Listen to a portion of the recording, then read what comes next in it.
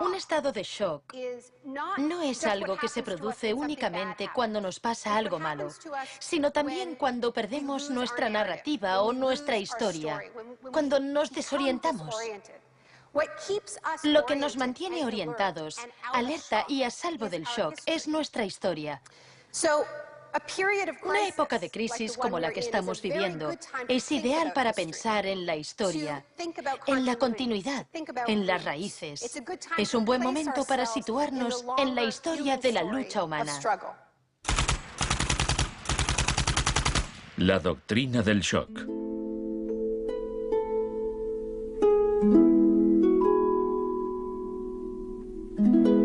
Todo empezó el 1 de junio de 1951, cuando representantes de agencias de inteligencia occidentales se reunieron en secreto con profesores universitarios en el Hotel Ritz-Carlton de Montreal. Como resultado de esta reunión, el ejército financió una investigación sobre el aislamiento sensorial en la Universidad de McGill. El aislamiento sensorial es una forma de producir una monotonía extrema. Provoca una reducción de la capacidad crítica, nubla la mente y el sujeto se queja de que ni siquiera puede fantasear. Y cuando un estudiante universitario no es capaz de fantasear, mal asunto. Mientras experimentábamos, empecé a creer que quizá algo que causara incomodidad o incluso dolor sería más tolerable que las condiciones de aislamiento que estudiábamos. Hebb decidió dejar de trabajar en la investigación. No tenía idea, cuando lo propuse, del arma tan terrible, tan potencialmente terrible que podía llegar a ser. Este es nuestro momento, nuestra oportunidad. Pero los experimentos continuaron bajo las órdenes del ambicioso jefe de psiquiatría, el Dr. Ewen Cameron. Su trabajo iba mucho más allá que el nuestro. Nosotros dejábamos muy claro que el sujeto podía marcharse en el momento en que quisiera, y algunos se iban. Los pacientes de Cameron no tuvieron tanta suerte. El Allen Memorial Institute, donde trabajaba, empezó a parecer una macabra cárcel donde Cameron llevaba a cabo experimentos extraños con sus pacientes de psiquiatría. Quería borrarles la mente, dejársela en blanco, para reprogramarlos desde cero.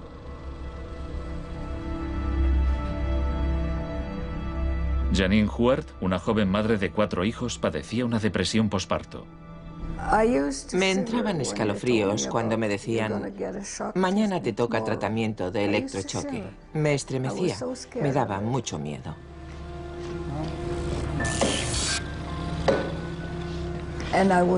Despertaba en otra habitación, totalmente confundida y triste.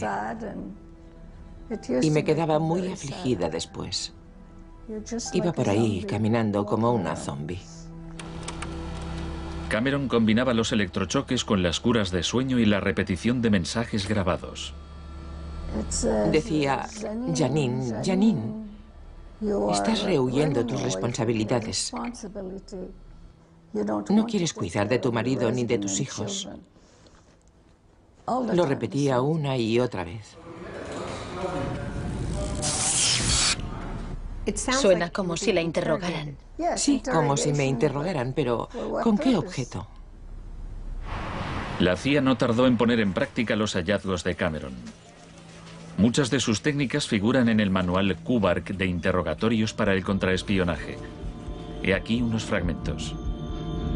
Es una tesis central del manual que estas técnicas son, en esencia, métodos para provocar la desviación de la personalidad. Hay un intervalo, que puede ser muy breve, de animación suspendida, una especie de shock psicológico o parálisis.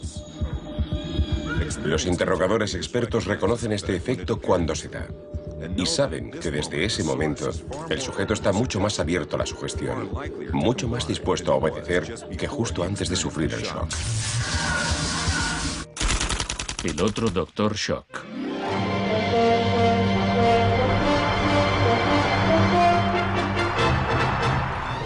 En la misma época en que Ewen Cameron realizaba sus experimentos en Montreal, un partidario de otro tipo de shock trabajaba no muy lejos de allí.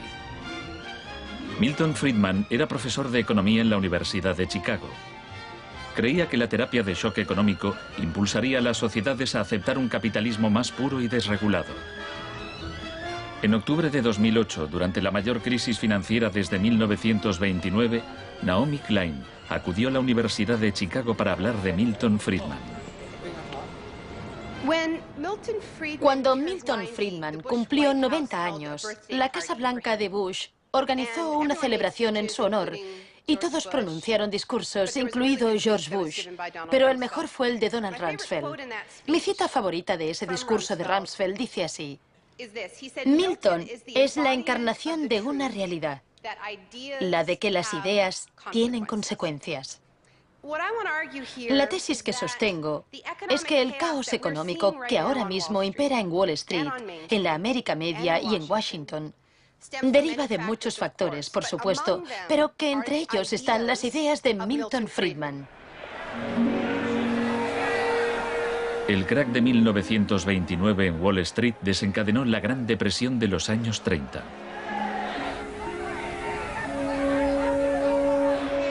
En la base de las tesis de Friedman estaba su oposición a la política del New Deal anunciada por el presidente Franklin Roosevelt en su discurso de investidura. Nuestra prioridad es conseguir que la gente tenga trabajo. No es un problema insoluble si lo abordamos de forma inteligente y con valentía. Quiero expresar mi firme creencia de que no debemos temer a nada, excepto al miedo en sí. Influido por el economista John Maynard Keynes, Roosevelt puso en marcha un programa de empleo público para que la gente volviera a trabajar. Hoy la depresión no es más que un vago recuerdo. Millones de hombres y mujeres han encontrado trabajo y por consiguiente seguridad y esperanza. No fue tan sencillo. La depresión duró hasta la Segunda Guerra Mundial, pero después el Plan Marshall generalizó el modelo regulador e intervencionista de Keynes en Europa.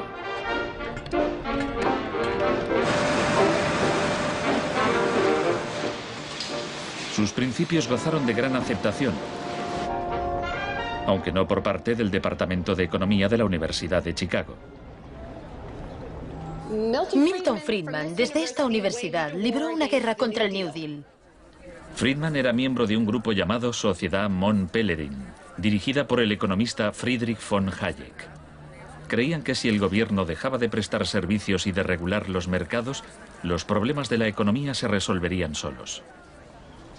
En los 50 los consideraban bichos raros, pero en los últimos 30 años sus ideas se han convertido en la doctrina económica dominante.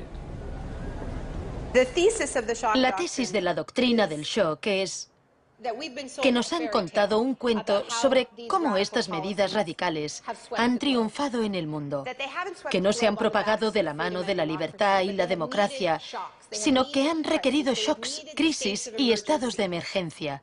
Milton Friedman entendía la utilidad de las crisis. Solo una crisis, real o percibida, produce auténticos cambios.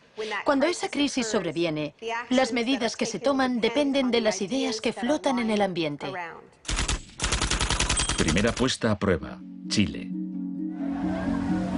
Fue en Chile donde los seguidores de Friedman aprendieron a explotar un shock o crisis a gran escala.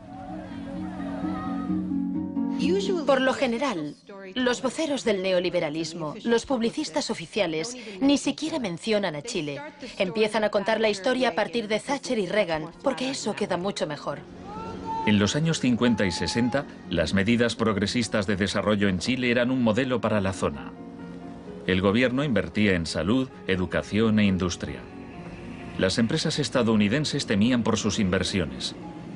Como respuesta, el Departamento de Estado comenzó a becar a estudiantes de Chile y el resto de Sudamérica para que estudiaran economía de libre mercado con Milton Friedman. La Universidad de Chicago tenía un convenio con la Universidad Católica de Chile que permitía a muchos chilenos venir a Chicago, donde les impartíamos formación y se doctoraban. Los estudiantes regresaban a Chile a dar clases. El Departamento de Economía de la Universidad Católica en Santiago se convirtió en una mini escuela de Chicago. Arnold Harberger, el economista que dirigía el programa, se describía como misionero totalmente entregado. En 1970, la Unidad Popular de Salvador Allende ganó las elecciones con un programa que proponía nacionalizar grandes sectores de la economía. La compañía de teléfonos pertenecía en su mayor parte a la empresa estadounidense ITT, que encabezó los intentos de evitar que Allende fuera presidente. Contaba con el apoyo de Richard Nixon en la Casa Blanca. Yo no estuve allí, pero puedo decirle lo que sabemos con certeza en la actualidad. Él encargó a la CIA que impidiera que Allende asumiese la presidencia e intentaron convencerme de que instigara al ejército chileno cuando Allende resultó elegido. A pesar de las maniobras de la CIA, Allende juró el cargo de presidente.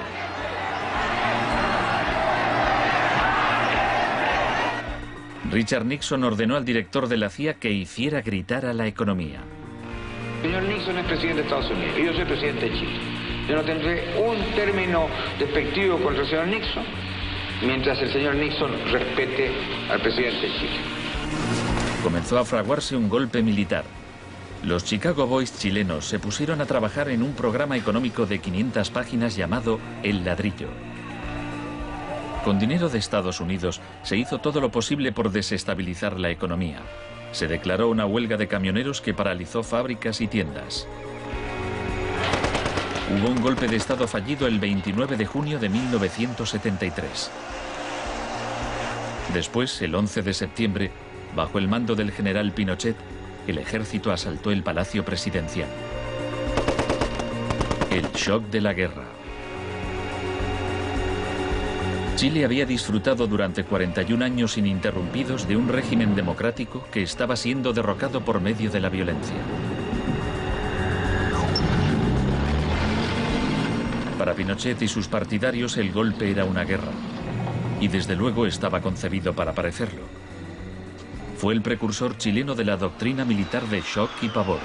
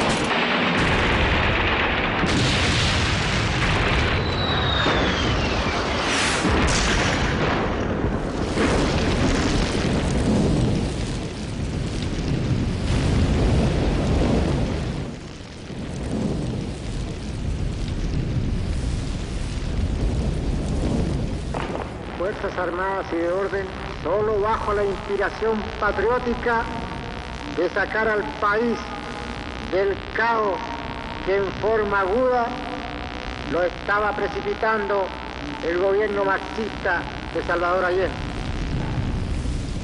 Los Chicago Boys entregaron a Pinochet el ladrillo, su plan económico.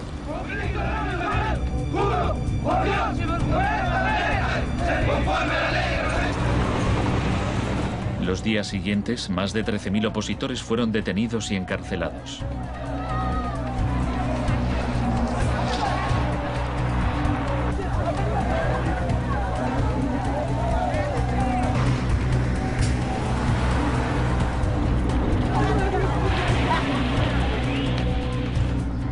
Recluyeron a miles de presos en el Estadio Nacional y a muchos los torturaron. El mundo fijó su mirada en Chile. ¿Cuántas personas?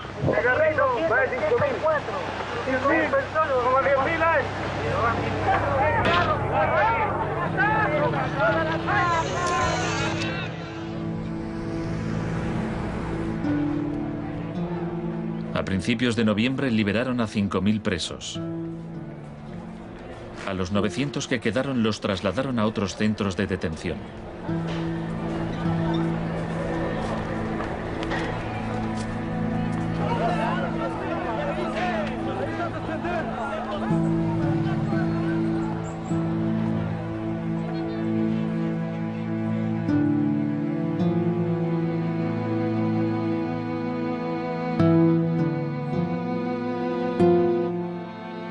de un mes después, la FIFA dejó a Chile jugar una eliminatoria para el Mundial de Fútbol en ese mismo estadio.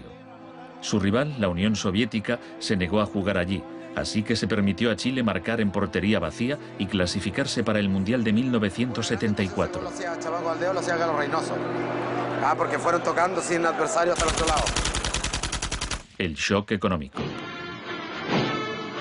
Aprovechando el estado de shock de la población, Pinochet impuso las medidas recomendadas por los Chicago Boys, suprimió el control de precios, privatizó empresas estatales, eliminó aranceles de importación y redujo el gasto público. Más tarde, Friedman reconoció abiertamente la importancia del experimento chileno. Se trataba del primer caso en que un avance hacia el comunismo daba paso a un avance hacia el libre mercado. No dio resultado. Al cabo de un año había una inflación del 375% anual, la más alta del mundo. Así que en marzo de 1975, Arnold Harberger y Milton Friedman volaron a Santiago. Empleó una expresión que nunca se había utilizado en el contexto de una crisis económica mundial. Exigió un tratamiento de shock. Dijo que él era como un médico que iba a ayudar a un país asolado por una epidemia y simplemente recetaba el remedio. Friedman escribió que el general Pinochet se mostraba receptivo a la idea de un tratamiento de shock, aunque era evidente que le preocupaba el paro temporal que podía causar.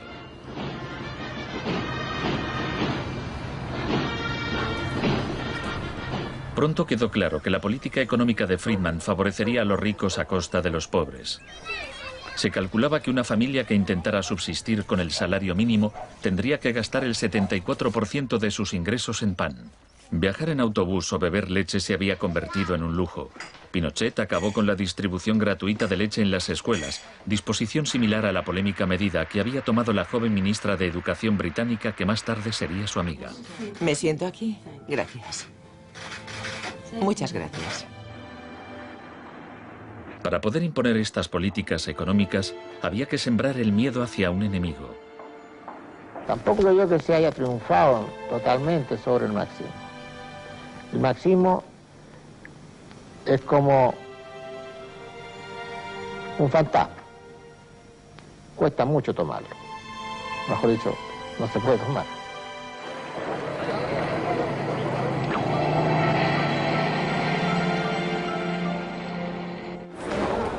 Según Friedman y Harberger, la economía de libre mercado era indisociable de la libertad y la democracia. Pero en Chile, donde sus ideas se estaban aplicando en el contexto de una dictadura militar, no era así. Muchos latinoamericanos veían una relación directa entre los shocks económicos que empobrecían a millones de personas y las torturas infligidas a quienes creían en una sociedad distinta. Orlando Letelier era uno de ellos. Letelier había sido embajador de Allende en Washington. Pasó un año en una de las cárceles de Pinochet antes de exiliarse en Estados Unidos. En 1976, Letelier escribió: "El plan económico tenía que imponerse por la fuerza, y en Chile esto solo podía conseguirse por medio de miles de asesinatos, el establecimiento de campos de concentración por todo el país y el encarcelamiento de más de 100.000 personas en 3 años.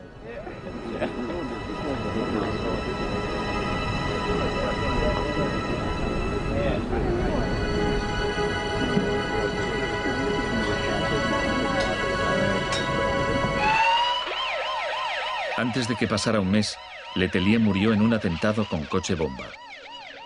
Buenas tardes. Una potente explosión ha destrozado un coche que circulaba por el normalmente tranquilo Embassy Road de Washington. El chileno era Orlando Letelier, ministro de Exteriores durante los últimos meses del régimen marxista del difunto Salvador Allende.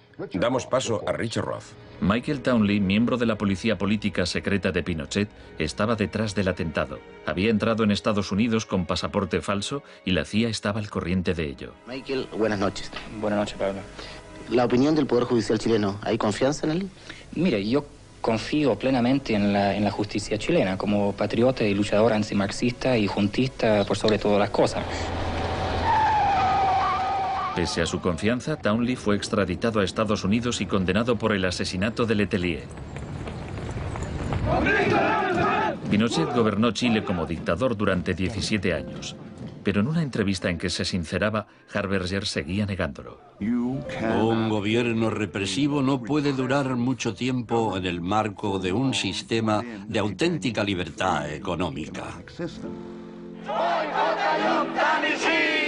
El año del asesinato de Orlando Letelier se le concedió a Friedman el Premio Nobel de Economía. Saben, tienen una idea totalmente deformada de lo que pasó. Les explicaré un par de cosas. En primer lugar, universidades chilenas me ofrecieron 2 títulos honoríficos antes de que yo viajara allí. Rehusé aceptarlos porque dichas universidades se financiaban en parte con fondos públicos y yo no quería dar en ningún caso la impresión de que apoyaba el régimen político de Chile. No soy representante de Chile, no soy asesor de Chile, ni tengo responsabilidades para con el gobierno de Chile.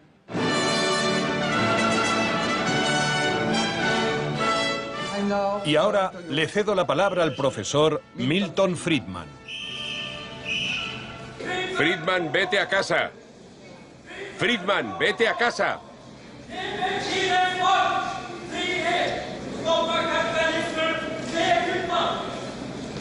Lamento este incidente. Podría haber sido peor.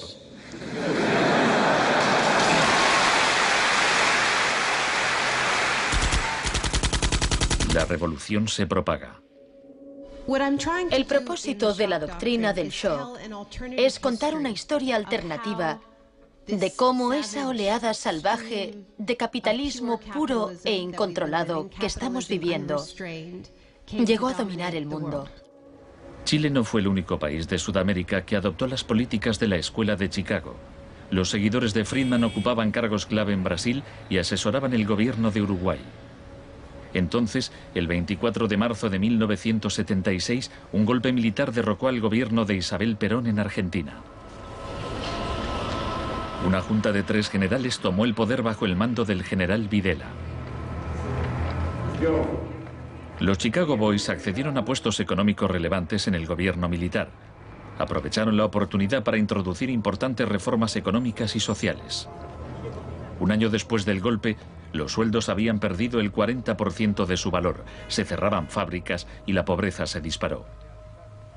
Como en Chile, hubo que aterrorizar al pueblo para que aceptara estas medidas económicas.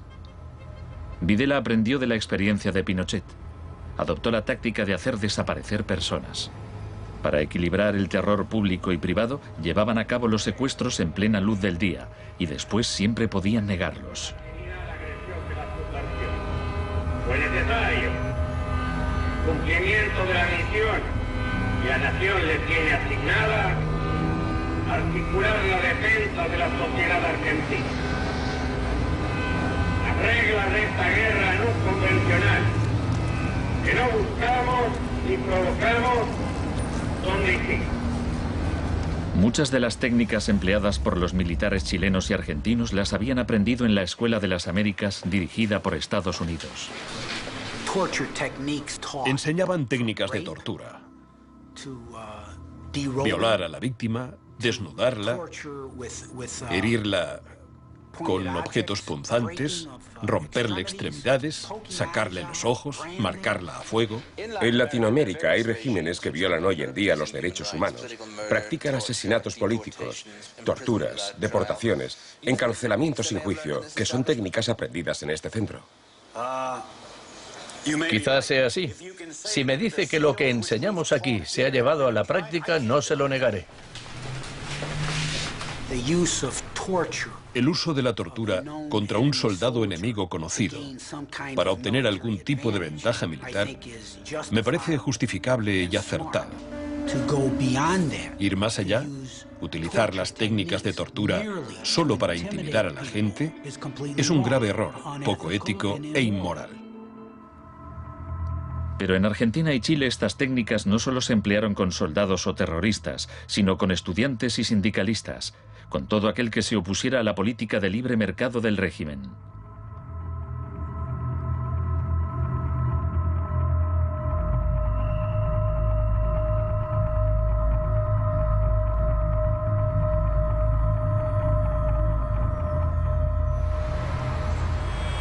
En 1978, la Junta de Argentina fue anfitriona del Mundial de Fútbol. La final se jugó en un estadio que estaba aproximadamente a 1 kilómetro del mayor centro de detención del país, donde había miles de presos en cámaras de tortura. Decir que con los goles, con el grito de gol, se tapaba la voz de los secuestrados, los gritos de los secuestrados, era una realidad. Organización extraordinaria, miles y miles de banderas, miles y miles de gargantas embronquecidas, 25 millones de argentinos que tienen un solo color, el celeste y blanco. El fútbol ha hecho el milagro del país, de este maíz maravilloso que nos siguen atacando aquellos que... Argentina llevó su régimen de terror un paso más lejos que Chile. Entre los desaparecidos había cientos de mujeres embarazadas a quienes les permitieron dar a luz antes de asesinarlas. De todas aquellas mujeres que estaban embarazadas, les permitieron tener a sus hijos para una vez que nacieran, sacárselos. Y eso sucedió con 500. Yo soy uno de esos 500. Esos niños, muchos de los cuales fueron criados por familias afines al ejército, eran un escalofriante recordatorio del proyecto de la Junta de rehacer toda la sociedad.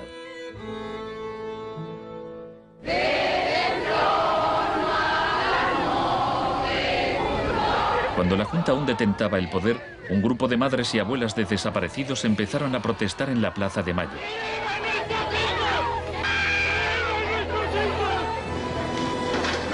Como detectives buscaron a los niños perdidos. Tras la caída de la Junta, localizaron a algunos y los reunieron con sus familias. De vez en cuando encontraban restos. Por lo general, no encontraban nada. El general Videla fue declarado culpable de asesinato, secuestro y tortura. Señores jueces, nunca más. Se le condenó a cadena perpetua.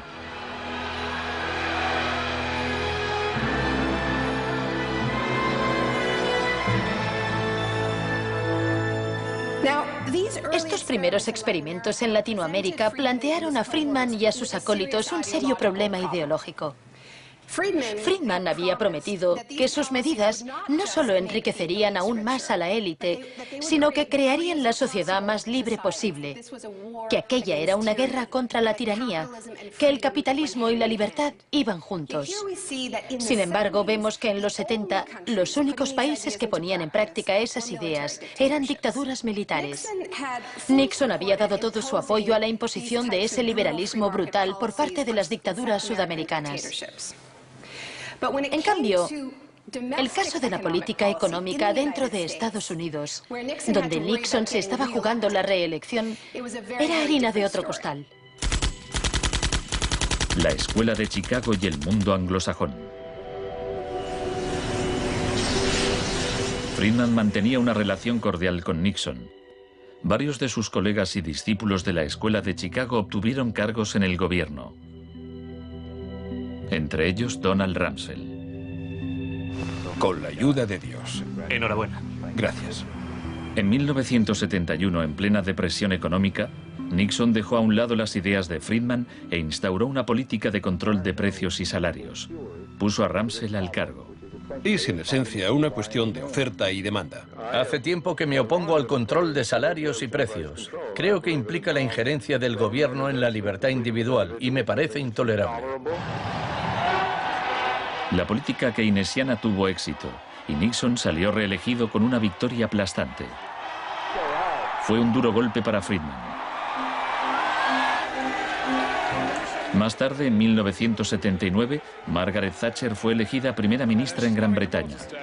Su gurú intelectual era el viejo mentor de Milton Friedman, Friedrich von Hayek. Poco más de un año después, Ronald Reagan ganó las elecciones presidenciales de Estados Unidos. Ahora, tanto Gran Bretaña como Estados Unidos estaban en manos de friedmanitas declarados. El programa con que Margaret Thatcher llegó al poder se basaba en 4 puntos: recortar el gasto público, bajar los impuestos, reducir el número de empresas estatales o paraestatales, desregular la industria e introducir una política monetaria moderada y estable para combatir la inflación. Durante sus primeros 3 años en el poder, el paro se duplicó en ciertos sectores, lo que provocó oleadas de huelgas. El índice de popularidad de Thatcher cayó hasta el 25%. Estallaron disturbios en las principales ciudades británicas. Hasta los admiradores de Thatcher albergaban ciertas dudas. Los resultados económicos de la administración Thatcher son desiguales.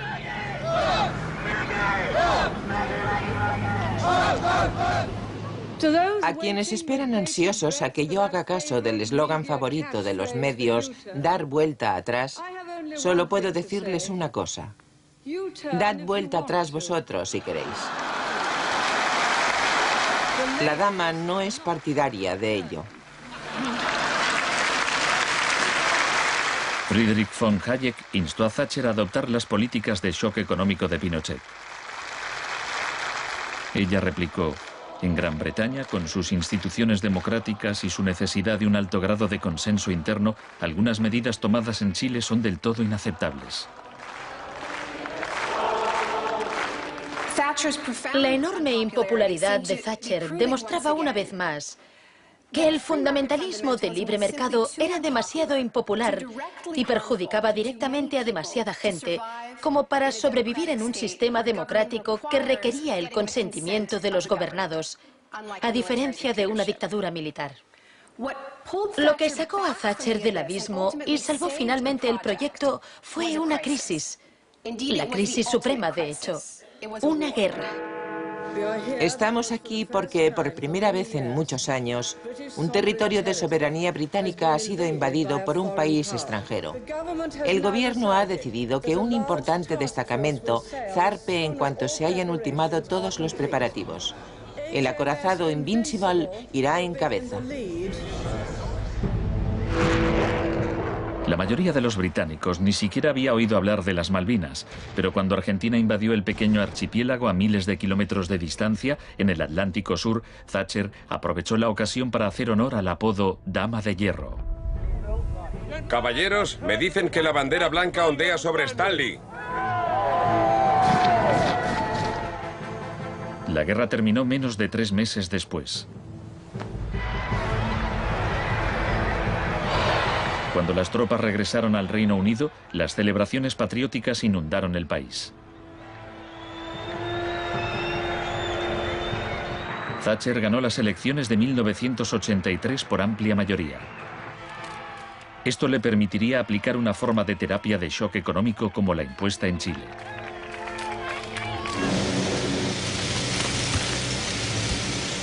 La organización de trabajadores más poderosa del país era el Sindicato Nacional de Mineros.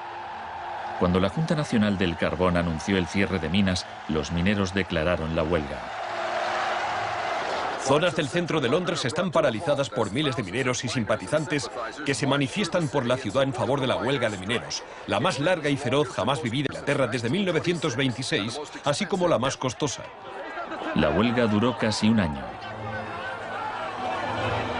Thatcher empleó todos los medios a su disposición para acabar con el sindicato.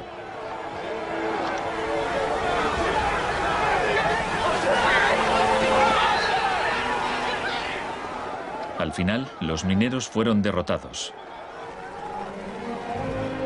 Thatcher aprovechó esta victoria para implantar la revolución de la Escuela de Chicago en su país. Una serie de anuncios vistosos promocionaba un programa de privatizaciones masivas. Thatcher vendió la industria del acero, el agua, la electricidad, el gas, el teléfono, aerolíneas, el petróleo. Privatizó las viviendas públicas, salieron a concurso los servicios municipales. En 1986 se desregularon los servicios financieros y la banca. Se le llamó el Big Bang. No hace falta que le recuerde a ninguno de los presentes que el Big Bang es solo el principio. En el Reino Unido, antes de Thatcher, un gerente general ganaba 10 veces más que el empleado medio. En 2007 ganaba más de 100 veces más.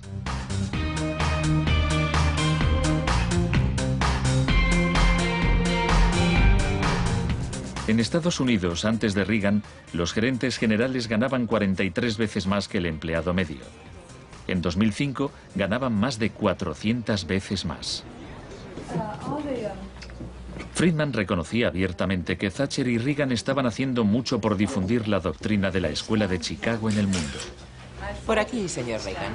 He pensado que debía colocarse aquí. La coincidencia en el tiempo de los mandatos de Thatcher y Reagan fue sumamente importante para la aceptación pública en todo el mundo de un enfoque distinto de la política económica y monetaria. Muchas gracias. Voy a describirles un plan y una esperanza a largo plazo. Que el avance de la libertad y la democracia relegue al marxismo-leninismo al basurero de la historia, tal como ha hecho con otras tiranías que coartan la libertad e impiden que la gente se exprese. Más allá del telón de acero. Todos conocemos el cuento de hadas sobre la caída del comunismo. Occidente, con Reagan y Thatcher al mando, parecía tan próspero a los ojos de la gente del bloque comunista que ésta a su vez empezó a exigir medidas radicales de libre mercado. En realidad no sucedió así. Es cierto que quienes vivían oprimidos por el autoritarismo comunista querían la democracia de verdad y que querían poder ir a comprar tejanos y a comer Big Macs. Eso es cierto. Pero eso no significa que aspiraran al capitalismo salvaje con oligarcas descontrolados y sin protecciones sociales, que acabó por instaurarse en tantos países del bloque del Este que aún lo padecen hoy en día. Thatcher había hecho lo posible por socavar el poder de los sindicatos en el Reino Unido, pero en 1988 viajó a Polonia para ofrecerle su apoyo al sindicato Solidaridad. Se trata del proceso para pasar de donde están ahora a donde quieren estar. Como consecuencia de las huelgas en Polonia, se permitió a Solidaridad participar en las elecciones de junio de 1989, lo que a su vez desencadenó oleadas de manifestaciones en toda Europa del Este.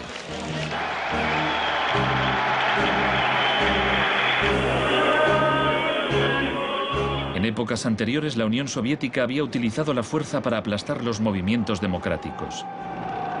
Pero ahora la URSS tenía un líder distinto, Mikhail Gorbachov, impulsor de la Glasnost y la Perestroika.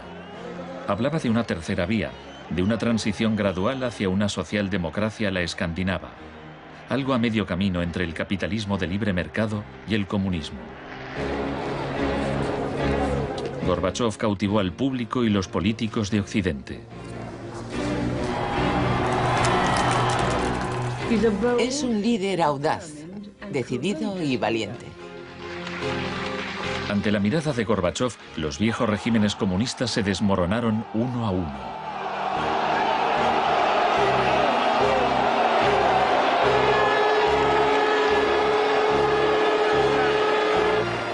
A finales de año, el símbolo más famoso de la división de Europa fue derribado.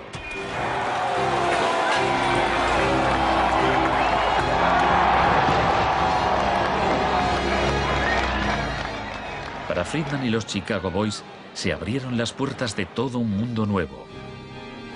En la Unión Soviética, Gorbachov quería reformar la economía rusa poco a poco.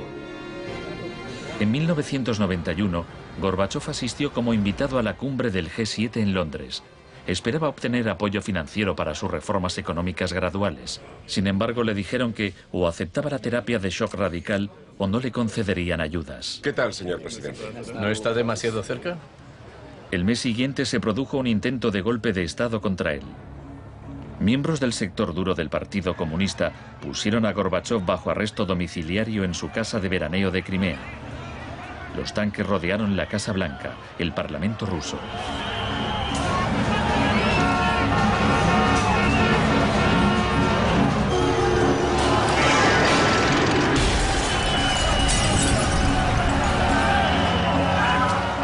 En el caos de los enfrentamientos callejeros, era evidente que, para reforzar su posición, el sector duro debía recurrir a la violencia.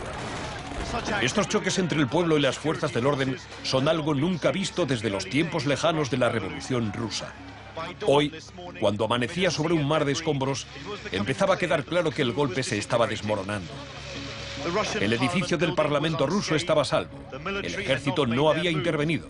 Y en el interior, Yeltsin tenía más poder que nunca.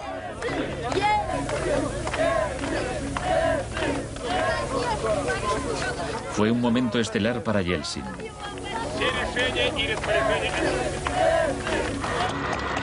Gorbachov fue puesto en libertad y regresó a Moscú, pero había perdido buena parte del poder.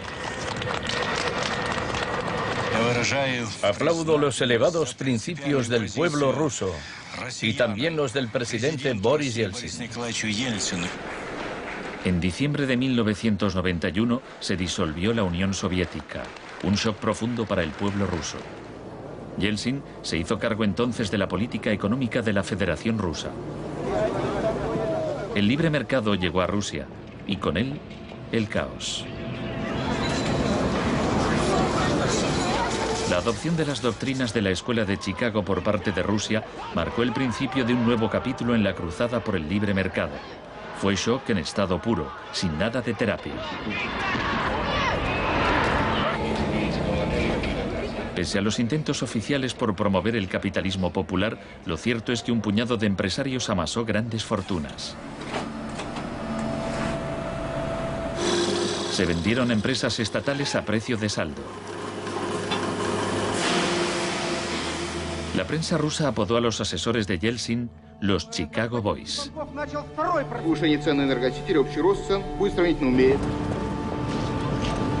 Gracias a la terapia de shock de Yeltsin, en 1992 los rusos consumían un 40% menos que en 1991. Un tercio de la población había caído en la pobreza y la gente tardaba meses en cobrar su sueldo. Según las predicciones de un experto, 140 millones de rusos pronto vivirán bajo el umbral de la pobreza. La corrupción era generalizada y el crimen organizado se disparó. Moscú se convirtió en el nuevo salvaje oeste.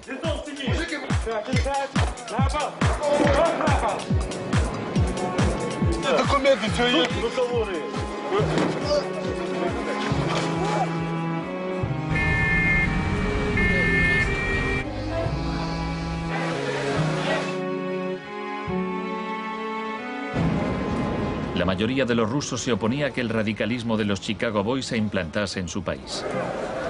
En marzo de 1993, el Parlamento tomó una decisión crucial. Votó a favor de retirarle a Yeltsin los poderes especiales que le había otorgado. Yeltsin instauró un régimen especial. El Tribunal Constitucional lo declaró ilegal.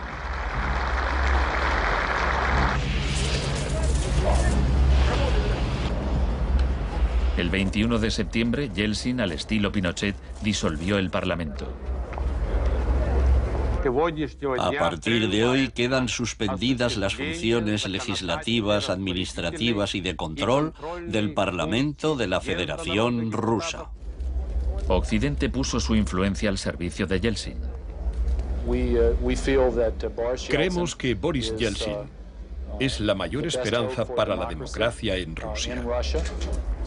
2 días después, el Parlamento votó a favor de destituir a Yeltsin por 636 votos a 2. Miles de partidarios del Parlamento se congregaron frente a la Casa Blanca e intentaron tomar la televisión.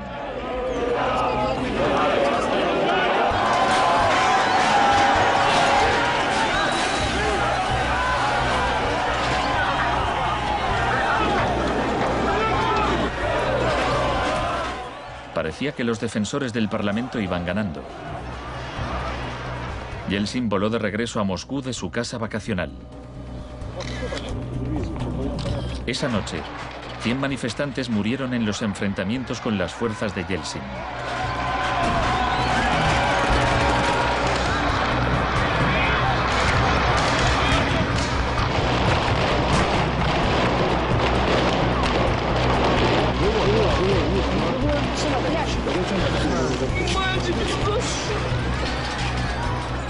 El 4 de octubre, Yeltsin ordenó al ejército que atacara la Casa Blanca y bombardeara el mismo edificio que él había defendido 2 años antes.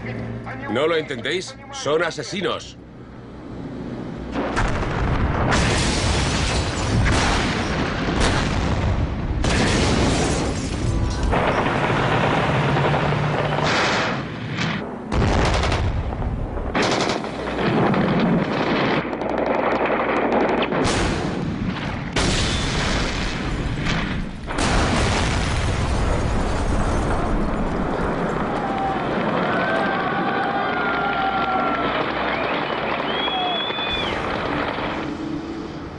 Warren Christopher, el secretario de Estado norteamericano, dijo: Estados Unidos no suele apoyar la suspensión de parlamentos, pero corren tiempos excepcionales.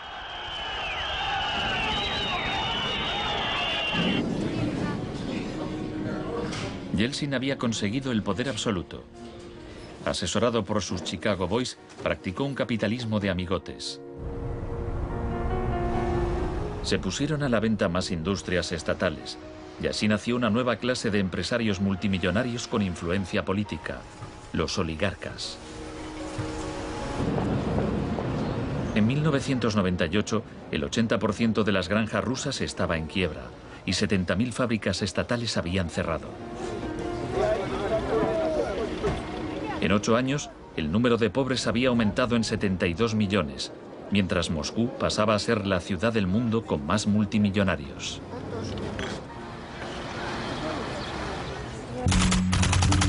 Un nuevo enemigo.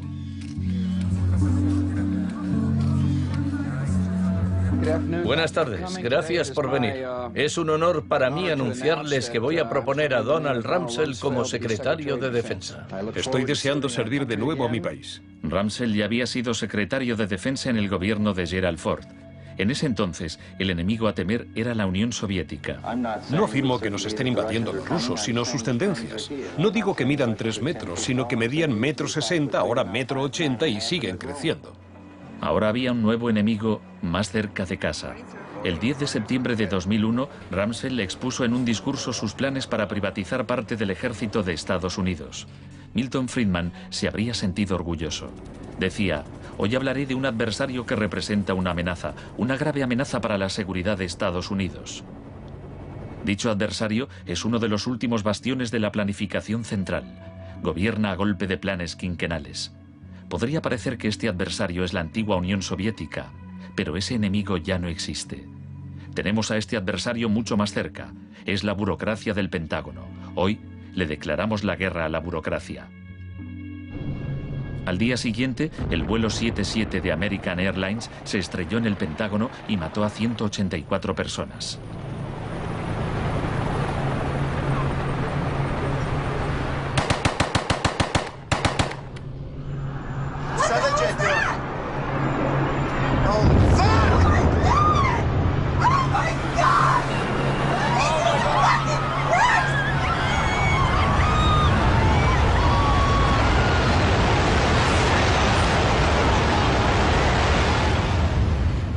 Piensen en la sensación de la gente tras los atentados. ¿Quién es esa gente? ¿De dónde son? ¿Por qué nos odian? Se produjo una rotura de esquemas colectiva. No vivíamos en el mundo en que creíamos vivir. Y nuestros líderes no dejaban de repetir que todo aquello que creíamos entender antes del atentado ya no era vigente. Se acuñó una nueva frase, mentalidad pre-11S. Lo que ocurrió en ese momento fue que surgieron teorías nuevas por arte de magia sobre un choque de civilizaciones. De pronto, ese era el mundo en que vivíamos. Resultó que había un eje del mal y que estábamos librando una guerra contra el terrorismo. Esta guerra abstracta e imposible de ganar ha tenido enormes consecuencias económicas. Antes de 2001, la seguridad nacional apenas podía considerarse una industria. Hoy en día es más importante que las industrias del cine y la música juntas. Entre el 11 de septiembre de 2001 y el año 2006, el Departamento de Seguridad Nacional pagó $130.000 millones a contratistas privados. Este es el complejo del capitalismo del desastre, una nueva economía basada en el miedo. Será una batalla monumental entre el bien y el mal. La guerra contra el terrorismo, primera parte. La mejor defensa contra el terror es una ofensiva global contra él, allí donde esté. La primera fase de esta guerra fue el bombardeo de Afganistán.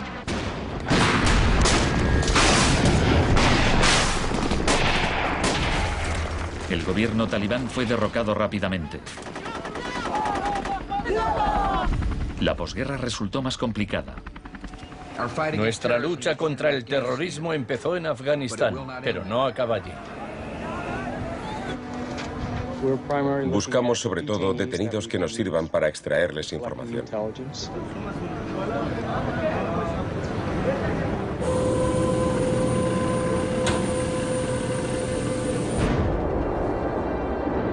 En Guantánamo, las fuerzas estadounidenses pusieron en práctica por primera vez las técnicas del manual Kubark de forma explícita y pública. Oficialmente aprobadas por la Casa Blanca, fueron mostradas abiertamente por televisión en todo el mundo. El aislamiento, tanto físico como psicológico, debe mantenerse desde el instante de la captura.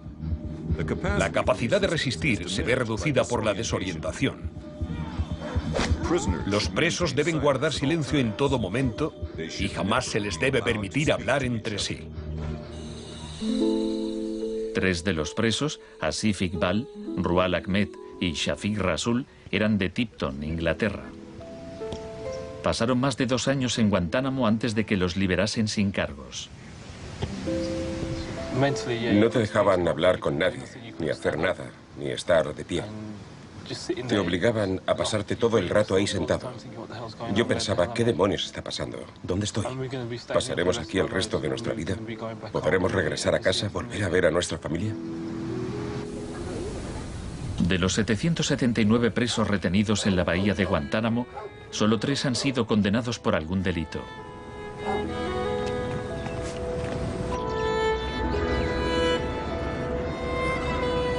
Lo único que sé a ciencia cierta es que son mala gente. Era un mensaje para todo el mundo, un mensaje muy claro.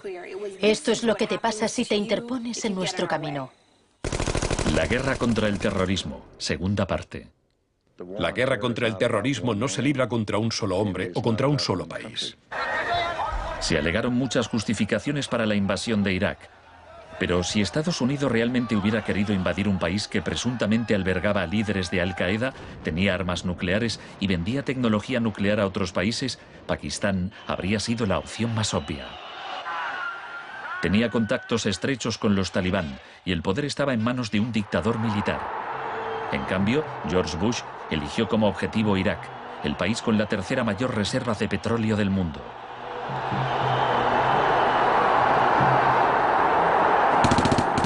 La guerra como tortura de masas. Los planes de guerra del Departamento de Defensa no son como los de la Guerra del Golfo. Están más en la línea de la invasión de Panamá de 1989. Según ha podido saber la CBS, se iniciará en el llamado Día con A de ataques aéreos, ataques tan devastadores que hará que los soldados de Saddam no puedan ni quieran oponer resistencia. La idea es que el bombardeo sea tan intenso que produzca, en palabras textuales, shock y pavor. Si el Pentágono se ciña a su plan de guerra actual, en un día de marzo, la aviación y la armada lanzarán entre 300 y 400 misiles de crucero contra objetivos en Irak, más que en los 40 días que duró la primera guerra del Golfo. Será un ataque de una magnitud nunca antes vista, nunca antes prevista. Harlan Ullman es uno de los artífices del concepto shock y pavor, que consiste en lanzar un gran número de bombas guiadas de precisión. Esto produce un efecto inmediato, como el de las bombas nucleares de Hiroshima. No es cuestión de días o de semanas, sino de minutos.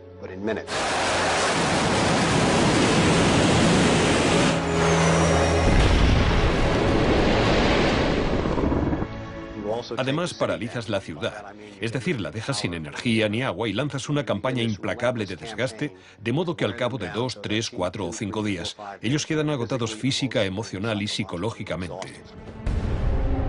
Anoche una zona de 1 milla cuadrada del centro de Bagdad parecía el infierno en la tierra. Durante la primera oleada de bombardeos, los ciudadanos de Bagdad sufrieron una versión del aislamiento sensorial descrito en el manual Kubark.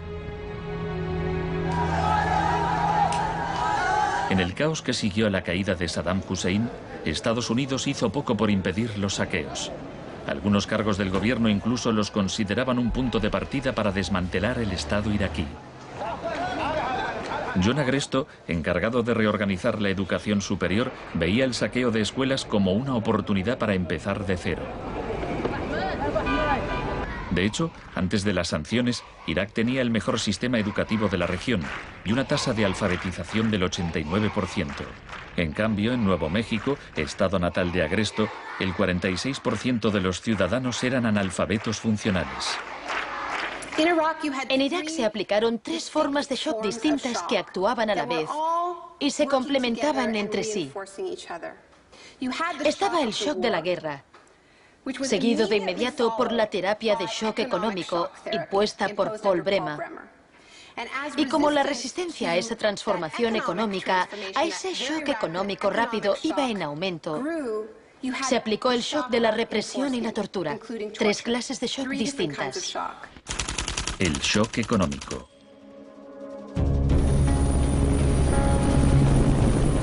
En mayo de 2003, Paul Bremer fue nombrado enviado presidencial de Estados Unidos a Irak. 2 semanas después de su llegada, declaró el país listo para los negocios. Creemos que la coalición cuenta con una autoridad lo bastante amplia para decidir el rumbo de la economía iraquí. Bremer sabía poco sobre Irak, pero mucho sobre el capitalismo del desastre.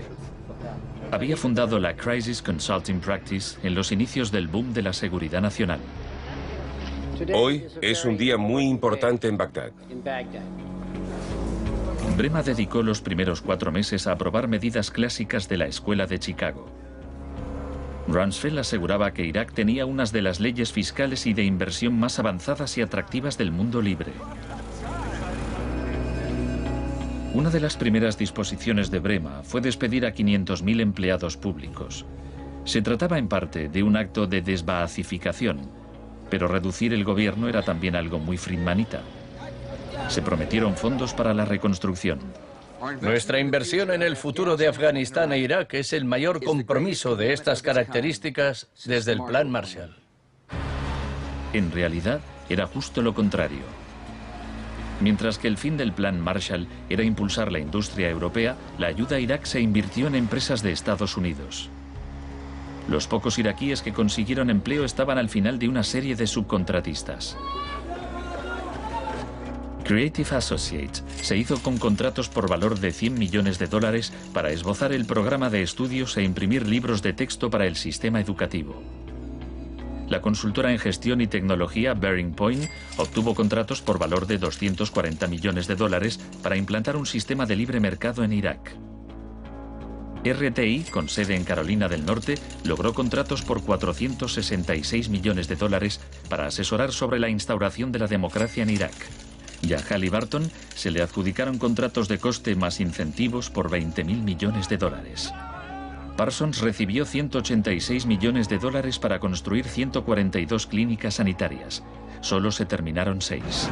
El suministro básico de electricidad y agua apenas mejoró, pese a los miles de millones que se gastaron durante los primeros 4 años.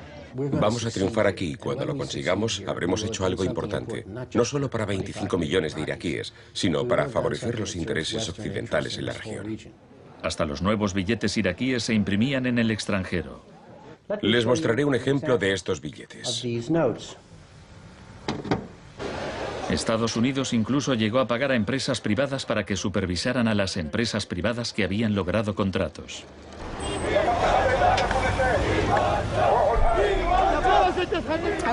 Estuve en Bagdad en 2004, cuando empezaban a cometerse atentados con frecuencia. De hecho, la noche en que llegué, una bomba estalló muy cerca del hotel. Pero lo que más me impactó entonces fue que, a pesar de la violencia y del caos, los iraquíes salieron a la calle a protestar al día siguiente. 19 muertos y 100 heridos en Nayaf. Lo que pedían en esa época era elecciones, tener voz y voto en el desarrollo de la era post-Saddam. En los primeros días de la ocupación, las protestas eran pacíficas, pero a medida que pasaba el tiempo, como las protestas no daban resultado, cada vez más iraquíes se unían a la resistencia armada.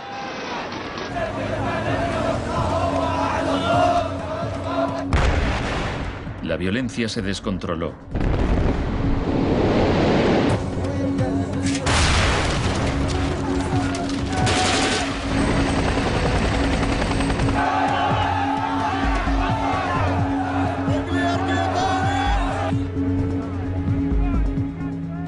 había ocurrido en Sudamérica 3 décadas antes, se dejaban cuerpos en la cuneta a modo de advertencia.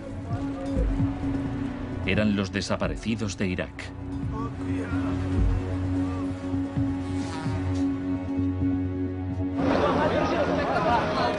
Se tomaron medidas extremadamente agresivas para aplastar a la oposición.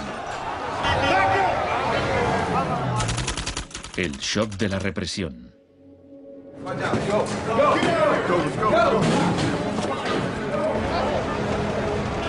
Durante los primeros 3 años y medio de la ocupación, se capturó a 61.500 iraquíes. En la primavera de 2007, 19.000 seguían detenidos. En prisión los interrogaban con técnicas derivadas de las que ideó la CIA, basándose en los experimentos realizados por Ewen Cameron en los años 50.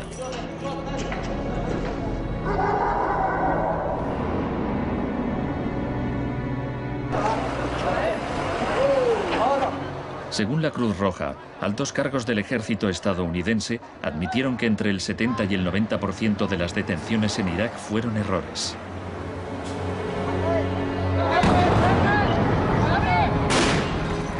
Aunque el caos que reina en el país parezca un fracaso de la terapia de shock, en Irak el capitalismo del desastre ha florecido. El desastre en sí era una buena oportunidad para hacer negocio.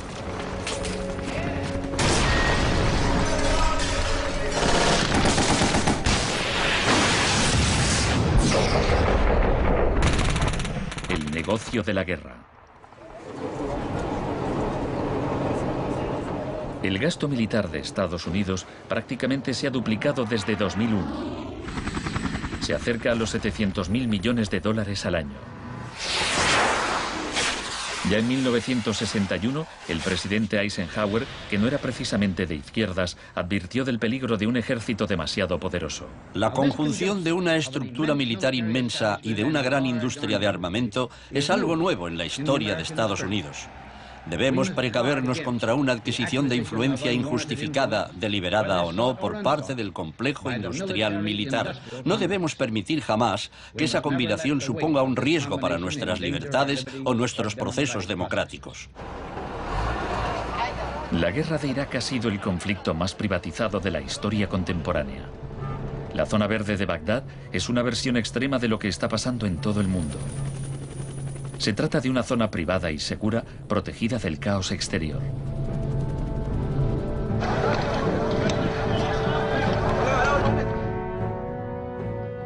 En 1991, durante la Primera Guerra del Golfo, por cada 100 soldados había un contratista militar. En 2003, cuando empezó la guerra de Irak, por cada 100 soldados había 10 contratistas. En 2006, por cada 100 soldados había 33 contratistas. Un año después, por cada 100 soldados había 70 contratistas. En julio de 2007 había más contratistas que soldados en Irak. Esto iba incluso más lejos de lo que Milton Friedman se había atrevido a soñar. Lo único que no privatizaría son las Fuerzas Armadas, los tribunales y algunas carreteras y autopistas. Una de las empresas contratadas más relevantes era Blackwater USA. Durante la batalla de abril de 2004 en Nayaf, Blackwater asumió el mando de los marines estadounidenses. Docenas de iraquíes murieron durante la operación. Estados Unidos había blindado las empresas privadas contra las leyes iraquíes, por lo que éstas funcionaban en un vacío legal, un poco como Guantánamo. Le pregunté al secretario de Defensa hace un par de meses bajo qué se rige. El señor Rumsfeld... Iba a preguntárselo yo. Siga.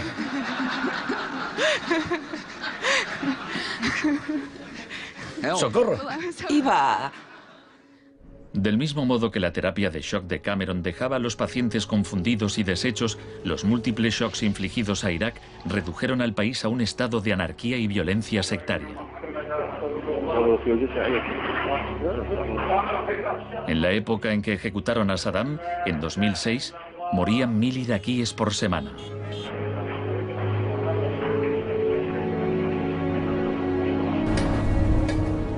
En abril de 2007, la Agencia de la ONU para los Refugiados calculaba que 4 millones de personas habían tenido que abandonar su hogar. cientos de miles de iraquíes habían muerto. Creo que los historiadores escribirán con toda claridad que hicimos algo extraordinario y noble aquí.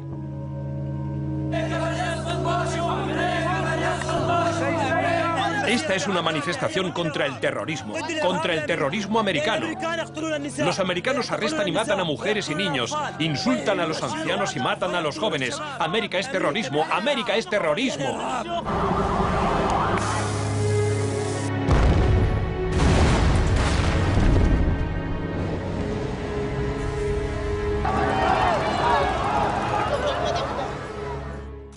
Un mundo de zonas verdes y rojas.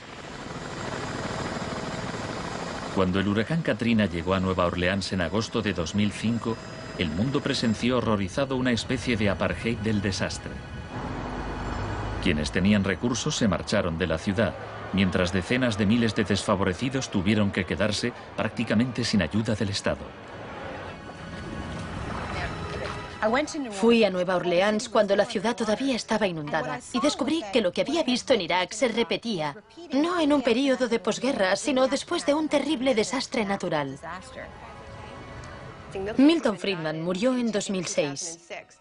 La última recomendación que hizo sobre política oficial aparece en un artículo que publicó en el Wall Street Journal 3 meses después del Katrina. Dice, la mayor parte de las escuelas de Nueva Orleans están en ruinas y también las casas de los alumnos. Los niños se han dispersado por todo el país. Es una tragedia y también una oportunidad para introducir reformas radicales en el sistema educativo. Proponía privatizar completamente los colegios de la ciudad. Era su canto del cisne.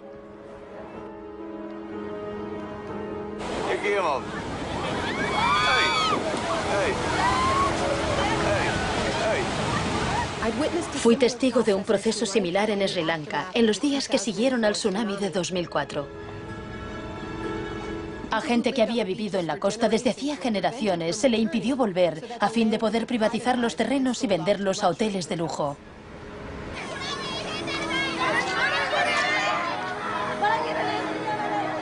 Justo a esto me refiero con la expresión doctrina del shock, al saqueo sistemático del sector público después de un desastre, cuando la gente está demasiado ocupada haciendo frente a la emergencia, a sus problemas diarios, para proteger sus intereses.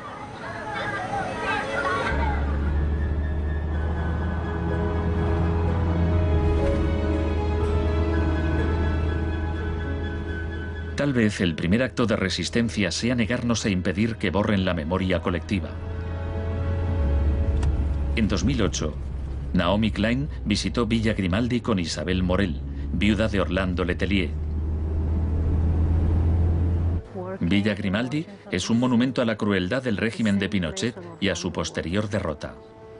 Villa Grimaldi fue el principal centro de tortura mientras se buscaba implementar la política de shock económico. Esta es la que tú señalas en el libro como las casas de uno por uno donde estaban los detenidos en Villa Grimaldi. No le tenía ningún cariño a Pinochet, pero considero que fue nuestro maestro en muchos sentidos. Aprendimos qué era el mal.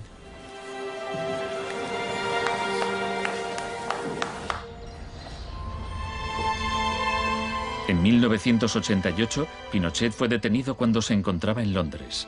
Su vieja aliada, Margaret Thatcher, permaneció a su lado. Sé lo mucho que le debemos.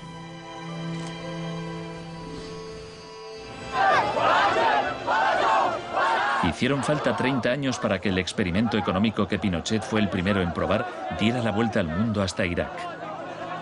Aún así, las similitudes entre pasado y presente son asombrosas. Entre los campos de concentración de Pinochet y el centro de detención de Bush en Guantánamo. Entre los desaparecidos de Chile y los de Irak. Entre los experimentos de Ewen Cameron y las torturas infligidas a los presos de Abu Ghraib. Ha llegado nuestro momento, nuestra ocasión. Borró todo el pasado. Por eso aplicaba electrochoques. Borraba el pasado del paciente e implantaba ideas nuevas. Pero Janine resistió. En 1988, la CIA accedió a indemnizar a Janine y a otras víctimas de los experimentos de Ewen Cameron. Janine, ¿estás orgullosa de que, aunque intentaron hundirte, tú has luchado con todas tus fuerzas y has vencido? En cierto modo, sí. En cierto modo. Porque creo que todavía me queda una pizca de fuerza de voluntad. Es muy difícil luchar contra un gobierno. La gente me decía: Janine, no puedes luchar contra el gobierno, no te das cuenta, son muy poderosos. Pero yo tenía fe en que ganaría. El fin de una era. Los mercados no regulados son volátiles por naturaleza. Las burbujas se inflan y al final estallan inevitablemente. Tras la desregulación del Big Bang, en los 80, se han producido varios shocks económicos. En 1987 hubo un lunes negro. Los mercados se desplomaron de forma espectacular. Fue el mayor derrumbe porcentual ocurrido en un mismo día en la historia de la bolsa. En 1992 hubo un miércoles negro cuando los especuladores de divisas hicieron fortunas apostando contra la libra. En 1997 estalló la crisis asiática. En un año, 600.000 millones de dólares se perdieron en las bolsas de Asia.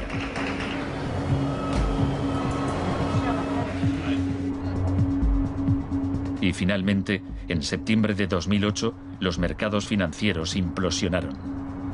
El mercado no está funcionando correctamente. Ha habido una pérdida generalizada de confianza.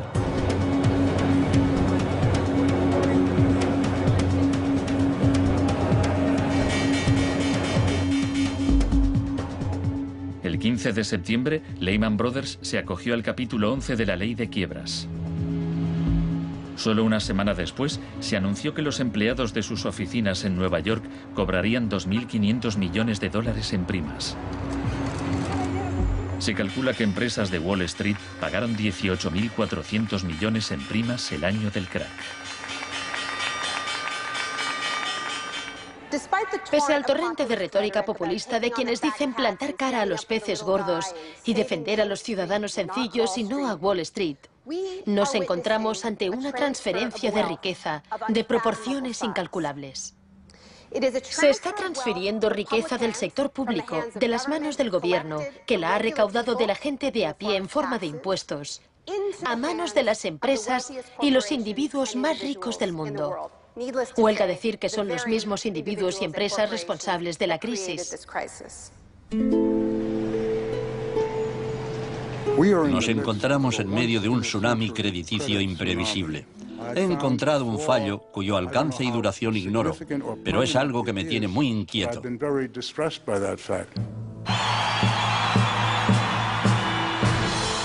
Estados Unidos, la crisis financiera propició la victoria de Obama. El país quería cambiar de rumbo. ¡Hola, Chicago!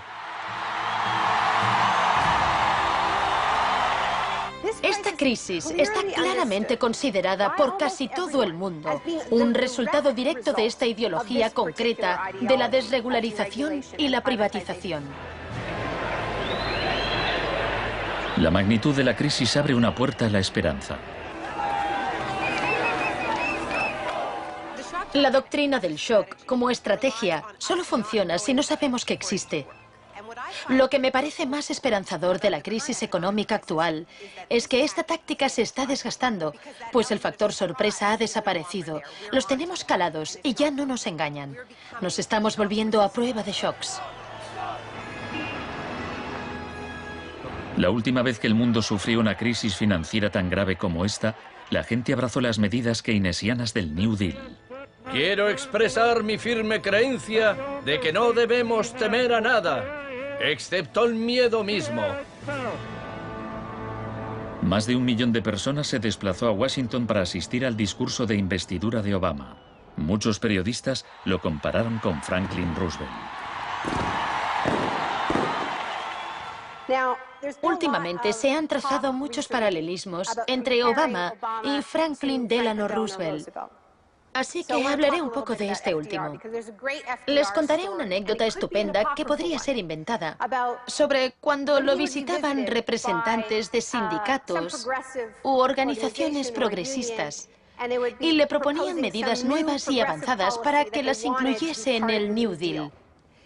Él los escuchaba con atención y al final decía: ahora salid ahí fuera y obligadme a hacerlo.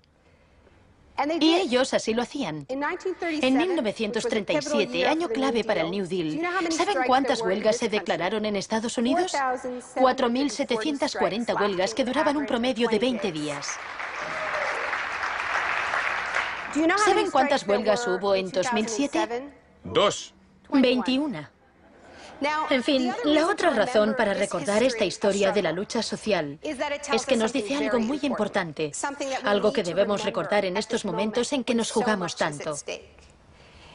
Nos enseña que si queremos políticas contra la crisis que hagan de este mundo un sitio más sano, justo y pacífico, tendremos que salir ahí fuera y obligarlos. Gracias.